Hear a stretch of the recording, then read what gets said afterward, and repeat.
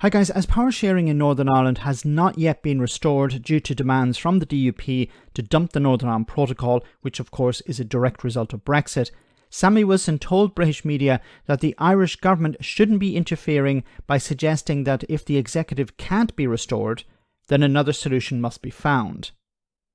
Sammy blamed Leo Varadkar and his administration for what here? For the DUP not getting the Brexit they were promised by English brexiteers, for being lied to by Boris Johnson.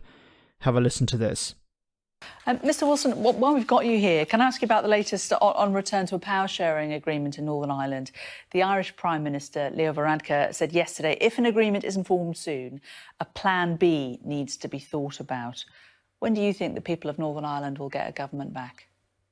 Well, I mean, first of all, I think it's a cheek for the head of a government adjacent to us, a foreign government, to demand action on the internal affairs of Northern Ireland. It's nothing to do.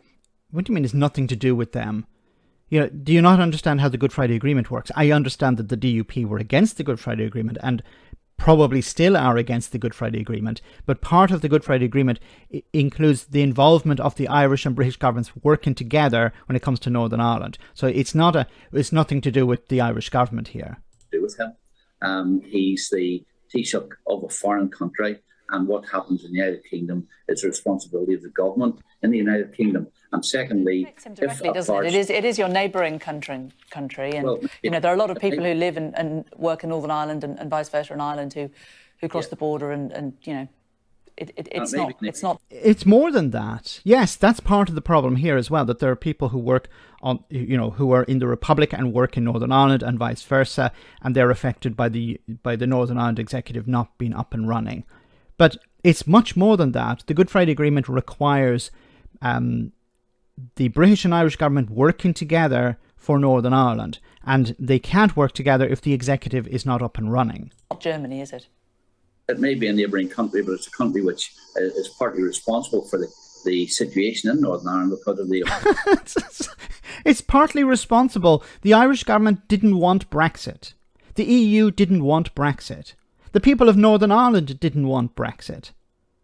The DUP and headbangers in England wanted Brexit, and now we're all suffering the consequences of that. The unreasonable demands were made during the Brexit negotiations by the Irish government, and indeed the insistence that the Irish government had on us following a path which led to the impasse which we have at present. The return of power sharing can be sorted out tomorrow. If the UK government decides that it's going to stand up for Britain, it's going to ensure the unity of the United Kingdom, and it's going to ensure that there are no checks put on movements of goods between Northern Ireland and GB and Northern Ireland, and there's going to be no more interference in the form of foreign law in our part of the United Kingdom. If the UK government were to stand up and say, we're the government of the UK, we will ensure that all parts of the UK are treated in the same way, then power sharing could be restored tomorrow. The problem is that the Good Friday Agreement, which guaranteed Northern Ireland's position within the United Kingdom, has been torn up, and as a result of that, the institutions of government are unworkable.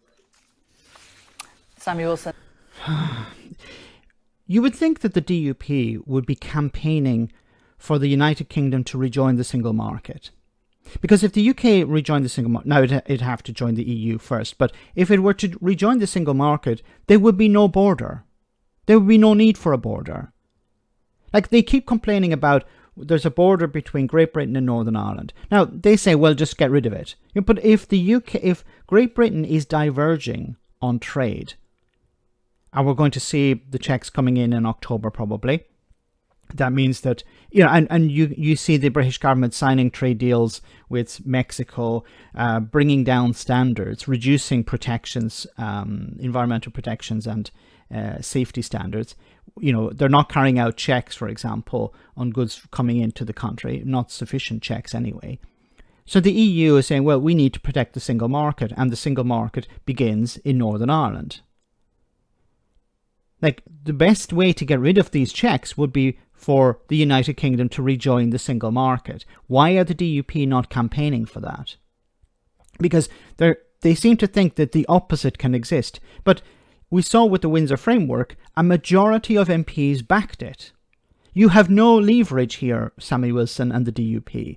You can rant and rave all you want, but you should be campaigning to rejoin the single market, rejoin the EU. But they don't. Why? Well, I think it comes down to the simple fact that their hatred of Ireland and the EU is stronger than any love for the Union. Because if they loved the Union, they would say, let's bite the bullet and, accept rejoining the European Union. But they don't. So they're not really a unionist party. They're an anti-EU, anti-Irish party. Because that seems to be stronger than any love for the Union. Why is this so difficult for people to understand? If the UK rejoined the EU and the single market tomorrow, the checks would be gone. The checks that Sammy Wilson and the DUP are complaining about. Why is it so difficult? The only conclusion I can come to, and I've said it before, is that their hatred of Ireland and the EU is stronger than any love for the Union. There'd be no need for a protocol, there'd be no need for a border. There'd be no need for checks or paperwork that they continually complain about. Let me know in the comment section, guys, what you think. As always, your comments are greatly appreciated. Thanks a lot.